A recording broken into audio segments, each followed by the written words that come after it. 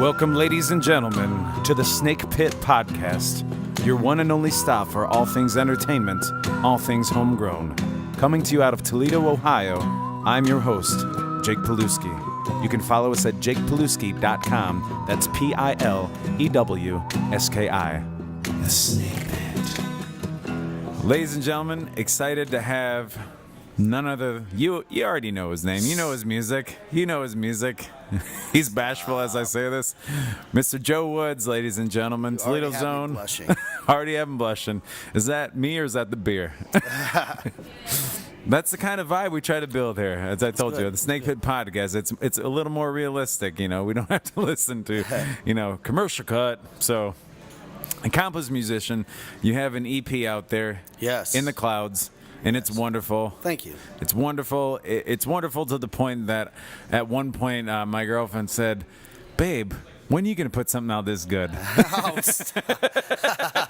That's a true story. Dog, you. That's a true story. She didn't want me to say that, but it's true. It's and honestly, I said, God, hopefully soon, because man, Well, every track you put out so far I've heard has been awesome. Well, thank you. I mean, you don't need to butter my toast, but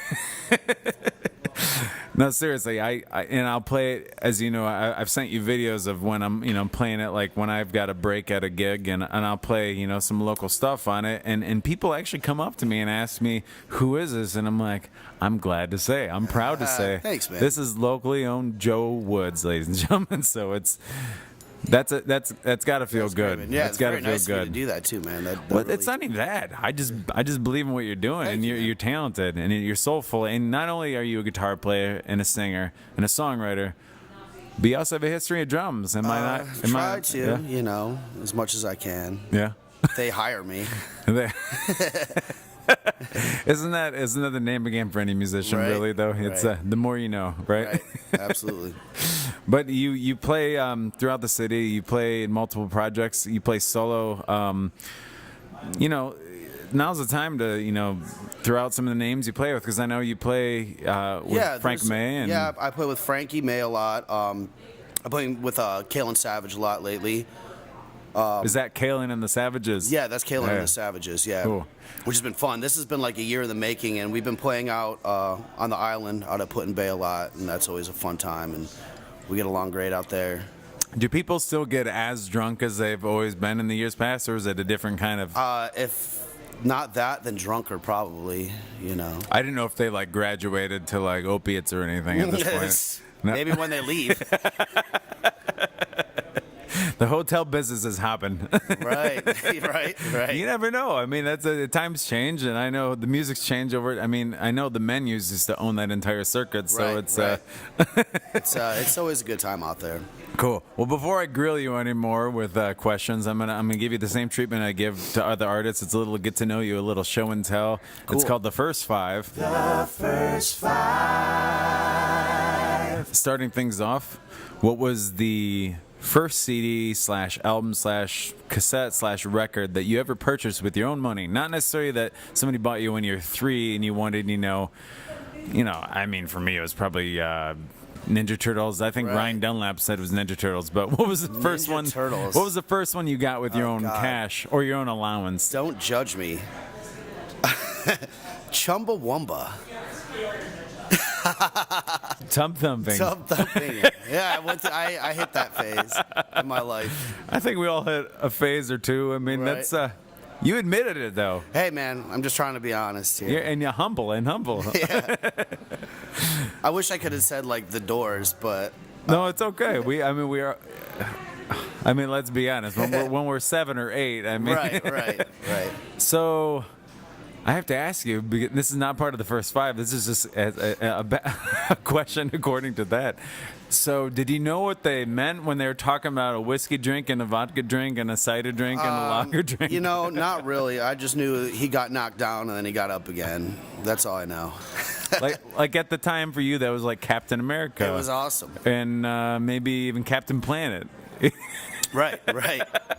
He's our hero. Yeah. Gonna take pollution down to 0, just like Chumbawamba did on my record.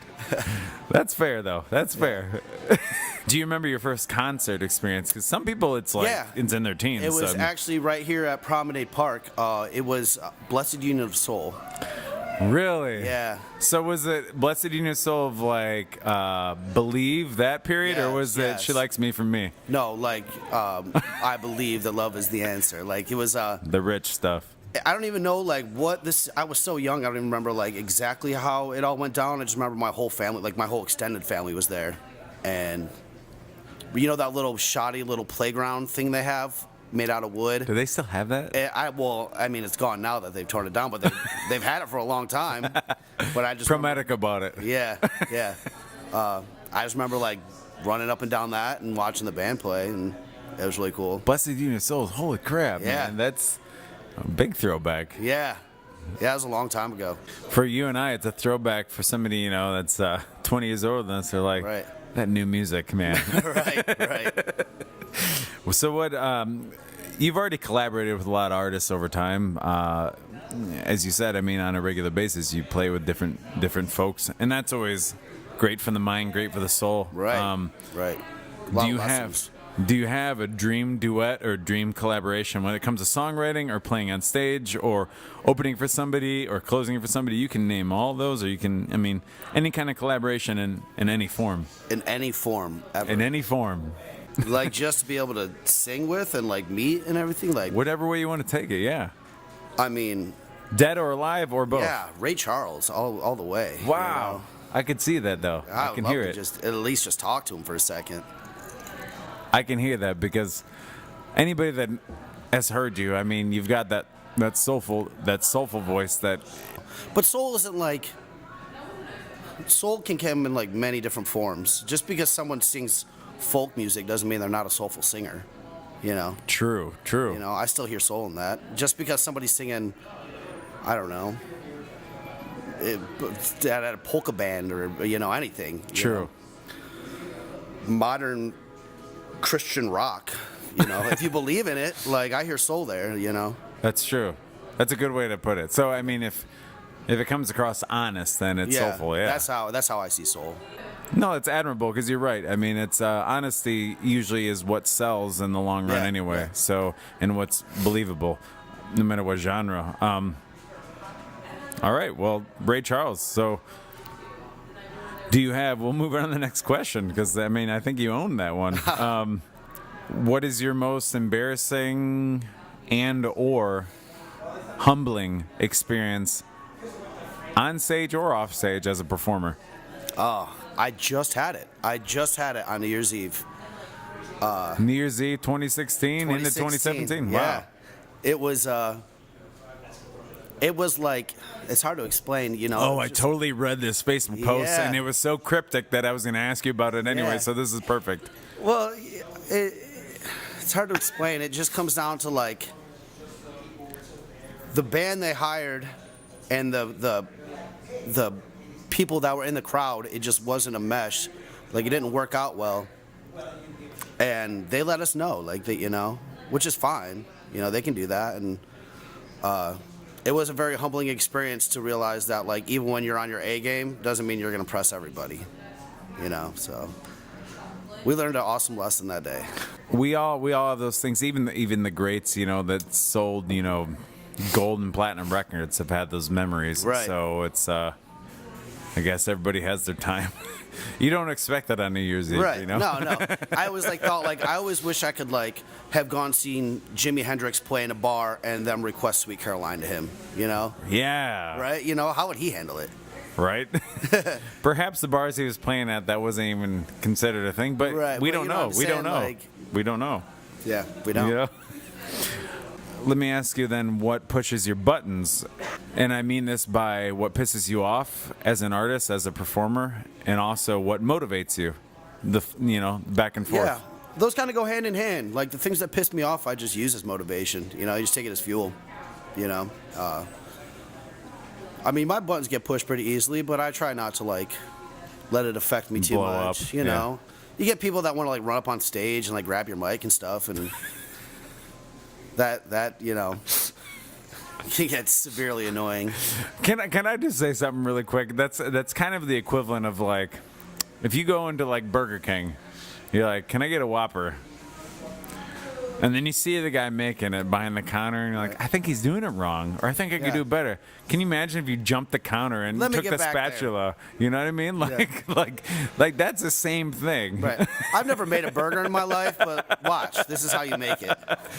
Well, I'm glad you brought that up because, I mean, I think Nicole Corey went into detail on that when I had her on here, and it's so true because it's like there's more to this than just having fun. Right. You know?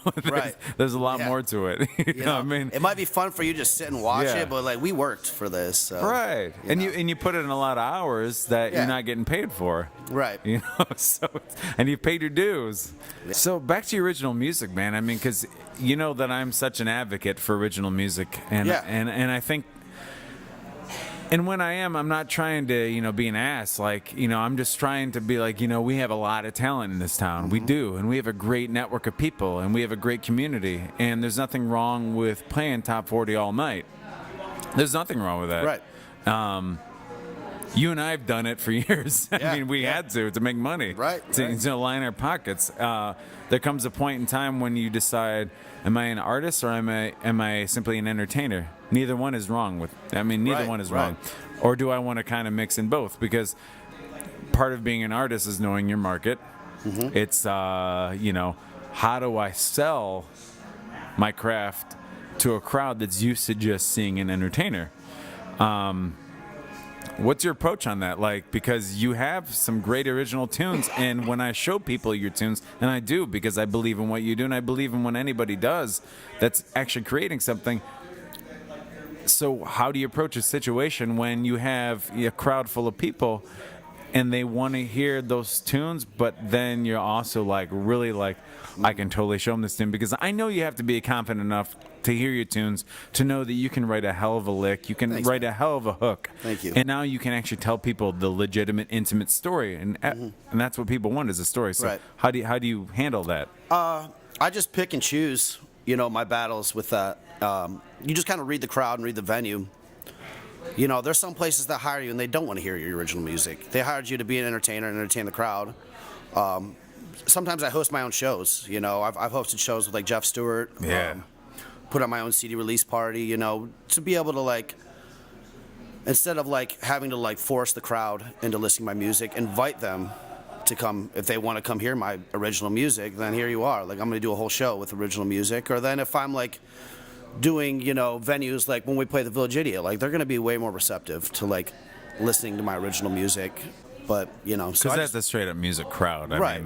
They're going to sit down there and listen and at least appreciate that you're trying to do that and play your original music. But if I'm on one of my big weekend gigs, unless somebody had asked to hear one of my songs, I usually stick to top 40 and try to entertain the crowd. Yeah. So, but honestly, and not to stir the pot, but listening to your tunes, I don't think there's a single tune on the In the Clouds EP that can't find its way into a top 40 set that you play. Yeah. And what I've learned, as somebody who's trying to do the same thing, play the song first, then announce that it's an original tune. Because if you announce original tune before you play it, they get this thing in their head that, I don't know this song. Yeah. You play it, and it's catchy. Right. It's familiar enough, and all of a sudden they're like, man, who did that tune? I'm like, I did. You know what I mean? Yeah. And that's a great way to go about it, because every single one of your tunes, and it's a wide verse, styles of tunes. The joke, has almost got a reggae kind of funk kind of feel to it. But any moment could be the last, jazz, pop, It's genres are so all over the place. Right. And that's the best part about music, Yeah. That you can mesh them together. Yeah. And I think that every single one of your tunes on In the Clouds EP, which, by the way, ladies and gentlemen, you can catch on iTunes. And Spotify. And probably Amazon Music. You can get Amazon, on. Yeah. Food for thought, every song you've ever heard by anybody that you've ever loved, it was written by somebody, and somebody felt it. Right, absolutely. Can I ask you, do you have any main influences that really stick out? Songwriting, singing, playing, because you play multiple instruments, you songwrite. there's all different influences that can like play into effect. I've been checking out this cat named Alan Stone for like the past 2 or 3 years, and he's definitely not like. He's not like an idol, he's not like a Prince, like I don't know. I try like not to like idolize people, but like he's somebody like I could see somebody that's like working the business that I feel like is like something that I may potentially be able to like follow like in his footsteps, like setting goals that way and like a template essentially. Right. It's like, I know I'm not going to be selling out arenas here in the next year. Like, never know, baby. So, I've just like checked out his career, and it seems like really cool and like something feasible. And I've seen him play. I saw him play in Detroit last year and was like just totally blown away. And there's only like maybe like 200, 300 people in the crowd, and it was a great show. So that, for now, I guess. I mean, even growing up though, because there had been influence growing up. I mean, because when I listen to your voice, it's like, well, first and foremost, did you have official vocal training, or did you just learn from? Not like sat down and take voice lessons, but I've always been singing. Like my mom's a singer. My mom has been singing in her Sweet Adeline's chorus from probably at least from since like just when I was born. That's all I've ever known is her singing. And then we would sing in church together all the time, and I did some of the musicals at church, and so I've always been singing, but I think I don't know, just kept at it, and heard voices that I liked and tried to kind of be influenced by that. I think like one of my biggest things, like when I started to like really get on the scene, is like I wasn't gonna let I was gonna try and play with the best all the time. Like I would show up to open mics and be the guy that they called up to do one song and then throw him off because he's doing a bad job. And it didn't intimidate me and it didn't scare me, and I was fine to do it. And I would just throw myself in that mix, like where other people, I think they'd be like, these cats are really good, and like they're gonna make me, I'm gonna feel stupid up there. I'm like, I'm all right with feeling stupid up there because they're gonna teach me something. Education, man. Yeah. You can't. It's priceless.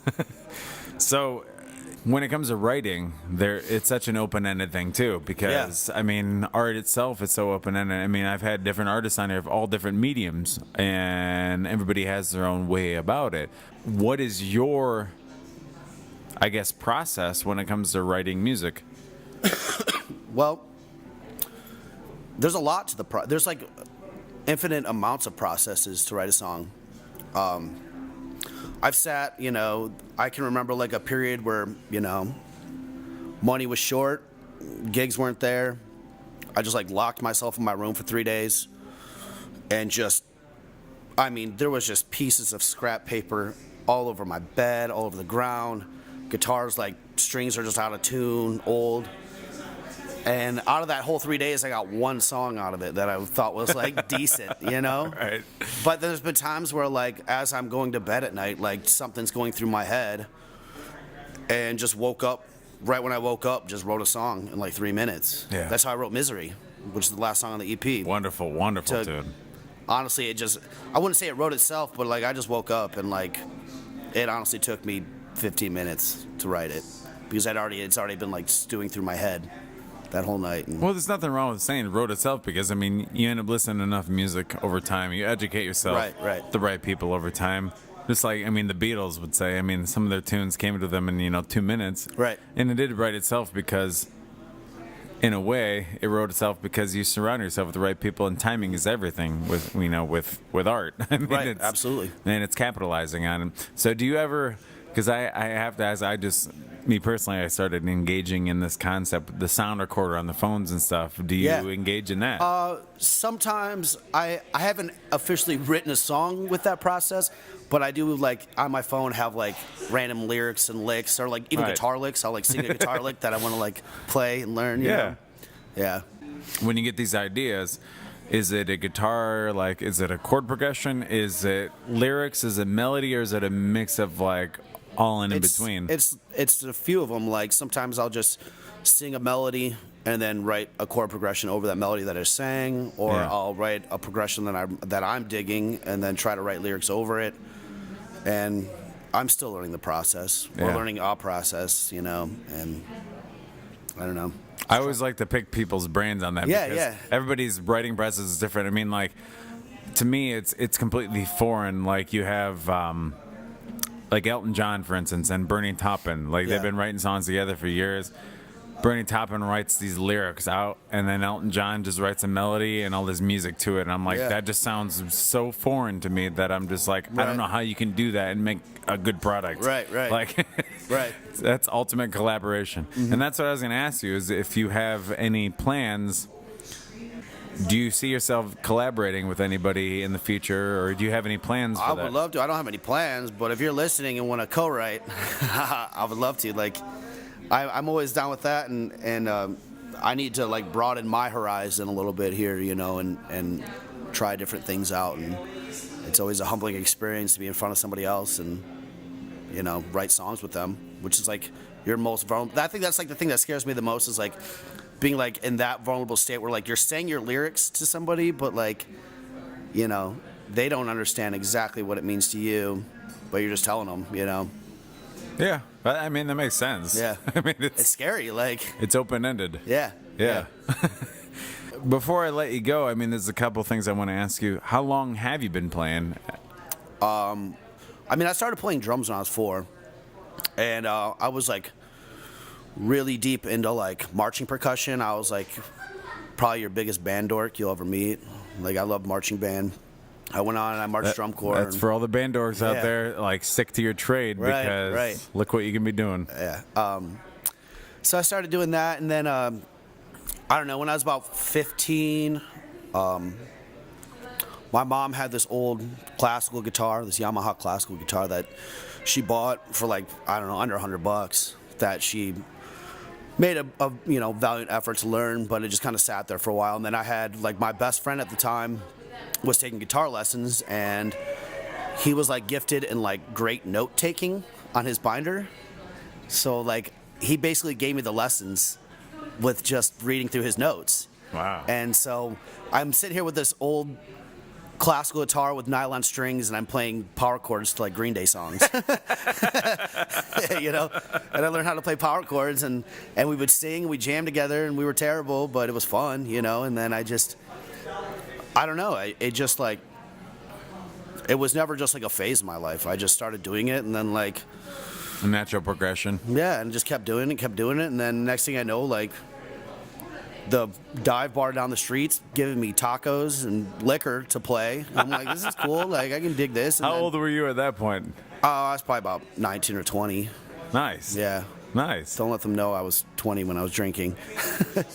Can we say who it was, or is that too discreet? No, they don't own the place anymore. It was Parkway Lounge, right there on South Detroit. Yeah, South Detroit, right? Yeah. Yeah. So I'd sit there, and they'd give me tacos. And they're like, you can have a bar tab too. And I'm like, thanks. Don't look at my ID. Yeah, to a 19-year-old. That's like the key to Fort Knox.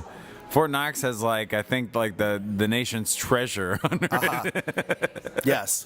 So anyway, So I more did that. interesting from Yeah. you. And then the Bronze Boar right here down the street was the first place to like pay me some money to play a gig. And so I was doing that every Thursday. And I don't know, you just keep at it. And next thing I know, I'm playing 4 nights a week, Yeah. making money. Yeah. I never thought I was going to make it there, Then, And you've been doing it for a while. yeah. Honestly, I got to meet you, and I was happy to meet you. You and Chris Shutters, I met both of you at the same time after I've heard so many positive things about you. And I think I was fairly new on the scene to an extent, to Toledo, like bar scene Yeah. at least. We all met at Clada. The competition. They had the competition, and that was like 2012 maybe. And I was just mesmerized because you had all these musicians in this room competing for this money, Yeah.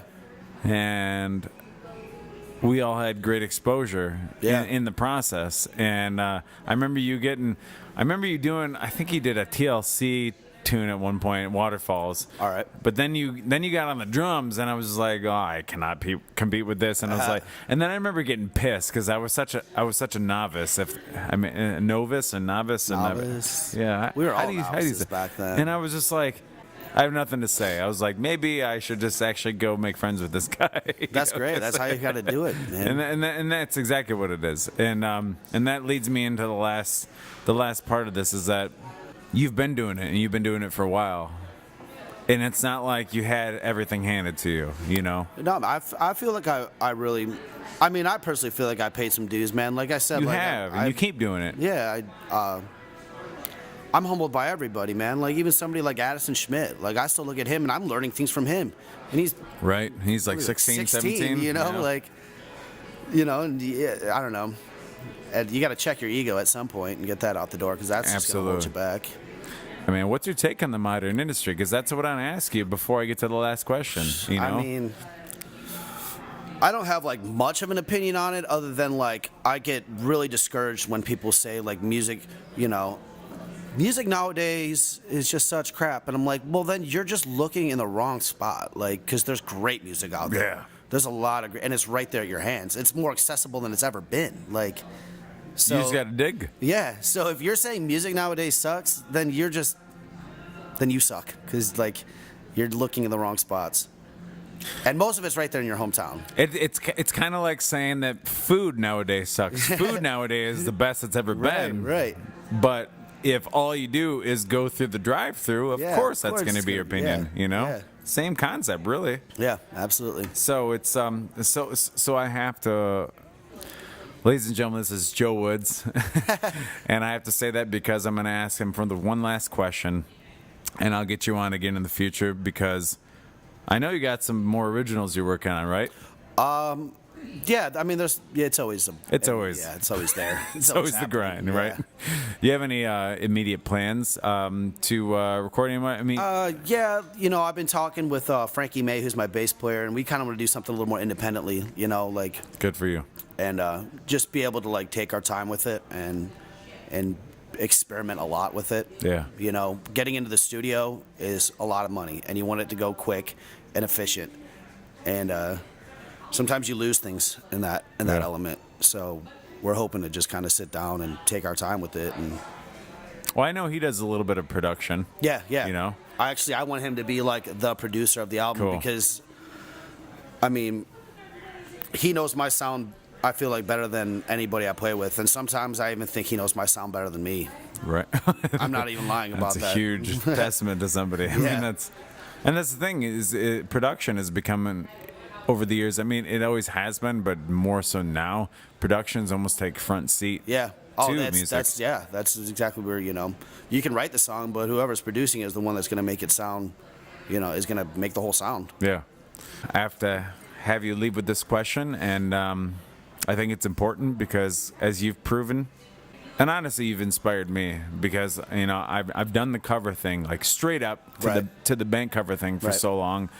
I want everything creative-wise and everything artist-wise locally, like we need to grow this thing, just like Ryan Roth spoke about, you know. And so I've been inspired, and that's why we're sitting here. So now I need you to inspire some artists that are out there that are whether they're looking to get into the game or whether they're already in the game but they don't know what next step to take, because you've proven yourself. You have an EP out. You have In the Clouds out, and honestly, it's honestly one of the best EPs I've heard easily in the past 10 years. And that's listening on a national level and international level. Thanks, man. I listen to a whole lot of stuff, and that's true. Thank you. What would be your advice to any aspiring artists out there, or any artist that's already doing it that's still aspiring, because you never stop aspiring? Well, that's a hard question to answer. I mean, I said it earlier. My biggest thing is, first, check your ego, and secondly, put yourself out there with the best players, and then meet them and learn from them. You know, like if you're just gonna if you want to sound the best, so surround yourself by people who are less talented than you, then you're not gonna get anywhere. If you go out there and find open jams and find cats that you are just totally astounded by, then meet them and try to play with them and try to learn things from them, because they're the ones that are going to take you to the next level. That's it. Joe out. Hey, to be honest, short, concise, straight to the point, but what you said, I mean, it speaks volumes. I mean, Yeah. it really does. It really does. And if you need any more proof than that, ladies and gentlemen, go on iTunes, in the clouds, Spotify. We've talked about it. I mean, it's if you've been listening to this, you know where to find it. Even if you don't want to go by, go by to go to one of his gigs. I mean, you typically have them on hand, don't you? Yep. Yeah. They're always sitting in the guitar case. Yeah, I mean, get a physical copy. I mean, everybody's interested in owning a physical copy all over again now. I mean, That's so great, it's- man. And Yeah. whatever. Like, I try to like sell my CD for $10, but if you got $2, if you got 50 cents, if you say I don't have any money and I just want to hear your album, as long as you're listening to it, I don't care. And Yeah, spend what you can and spread the word more importantly. Yeah. I mean, there's great things going on in Toledo. I mean, as you've seen, I mean, I think you're probably like I didn't even know I lost track of this, like 14th, 15th, 16th podcast at this point. I mean, and it's gonna keep growing. You know what I mean? That's great, man. And it's important for us to all, talk about each other, talk about what other people are doing, and I've had the privilege to sit on stage with you before. yeah, you man. know? And it's always been fun. And It's I'm glad you're always been doing this fun. too, man. This is really cool that you're doing this, Yeah. and it's like. It's definitely help. It's definitely a step forward in what needs to be done in this town, and there's like so much potential in this town. It's like, it's almost funny, like how Right. it just hasn't blown up yet, Right. and it's well on its way. I mean, been playing in this town for like 10 years, and it's just been on this awesome upward, movement, and Yeah. we'll just keep at it. Well, in my opinion, and I told my lady before, I was like, I'm either going to get rich in my bank account or I'm going to get rich in my soul Right. because, I helped some guy out that's going to end up Yeah, truly like going all the way to the top. And either way, we all get to say we've been a part of this. Yeah, And this is the absolutely. Toledo community, the Toledo music community, Toledo art community. So Yeah. thanks for being on here. Joe Woods, ladies and gentlemen. Check him out on Facebook, like him, get him as his musician page, get him on iTunes, get him all over the place. And yeah, man, you can catch him almost all the time. yeah. Thanks, Jake. So thanks for being here, brother. Yeah, man, I love thank you. Love you too, man. You can follow us at jakepilewski.com. That's Pilewski. The Snake Man.